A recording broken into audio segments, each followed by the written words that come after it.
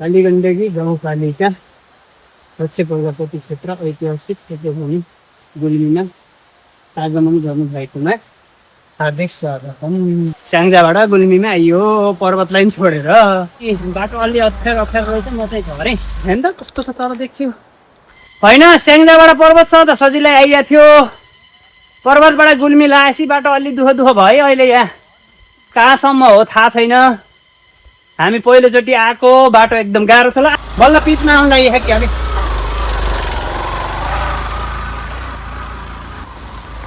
बाटो चाहिँ हो गाह्रो पऱ्यो यार। हिँड्नु हालेर तलैदेखि म त हिँडेन थुप्रै यार, ठगेन यार। ठगर भएपछि दुःख पाइन्छ क्या। रमाइलो लाग्ने आफूलाई यही गर्न, जति स्ट्रगल गऱ्यो त्यति आनन्द आउँछ लाइफमा। मजा आउने कि अब बल्ल पिच आउनु लागेको छ कि गर्दै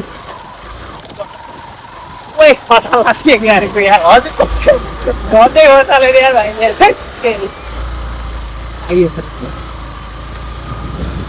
हामी उहाँतिरै गयो पनि हुन्थ्यो कि भन्नु होइन। अहिले बाटो मैले चाँडो भनेको थिएँ नि, यहीँबाट हालत भन्थेँ। यहीँबाट गयो केही फरक पर्छ। स्याङ्जातिर मात्रै हो कि बाटो खाल्टा भनेको त पुग्ने नि खाल्टै रहेछ है। बाटो त ढुङ्गा फलेको यार। कहाँ छ है भन्नु, कहाँ छ केटाले भन्नु, कहाँ छ भाइ। हो दाजु यार जान्छ यहाँ ढाउ म झर्छु हिरो दाइ एक्लैमा लन्ठीमा।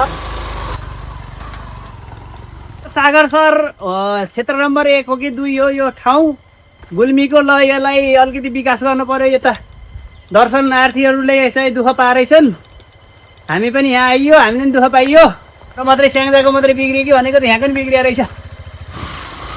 बाटो कस्तो छ तर पनि हाम्रो राइडर कम छैन कि। स्याङ्जानी राइडर हो, स्याङ्जानी राइडर। कहाँ छ के अरे हामी त भिरभिना हिँड्छौँ के अरे। घर पुगेला भने बेला त अझै पुगे यतै किन्दाहरू त घुम्दा घुम्दै फाइनली आधा घन्टा जति करिब हस्जिलो बाटो हिँडेर पछि नै गडा शालिग्राम चोक अर्बेनी पाइयो। धन्न बाटो पाइयो। अब यहाँले त पिच छ होला। अब जाम बल्ल खुसी पनि भयो, मन पनि बल्ल गुल्मीमा आए जस्तो फिल भयो। अहिलेसम्म त स्याङ्जामा हिँड्ने जस्तो भइरहेको छ। बल्ल चाहिँ बाटो राम्रोतिर आइएछ। यो कोरिडोर हो बुवा, यो कोरिडोरमा आइएछ बल्ल हामी। ल हेर्नुहोस्, यो चाइनाले बनाएको बाटो है। यो चाइना र नेपाल सरकारले बनाएको अर्बेनी भन्ने ठाउँमा हामी आइपुग्यो। एकदम दामी बाटो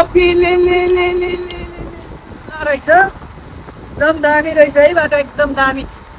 हामी बारीको बाटोबाट आएको। बारीको बाटो चाहिँ अब यो चाहिँ कोरिडोर भएको कारणले यो बाटो त अब अझै पनि बन्दैछ भन्ने सुनेको छ होइन। अझै स्याङ्जातिर पनि धेरै ठाउँ बाँकी छ, मुक्तिनाथतिर जाने बाटोतिर पनि। त्यो राम्रो रहेछ है यो बाटो चाहिँ।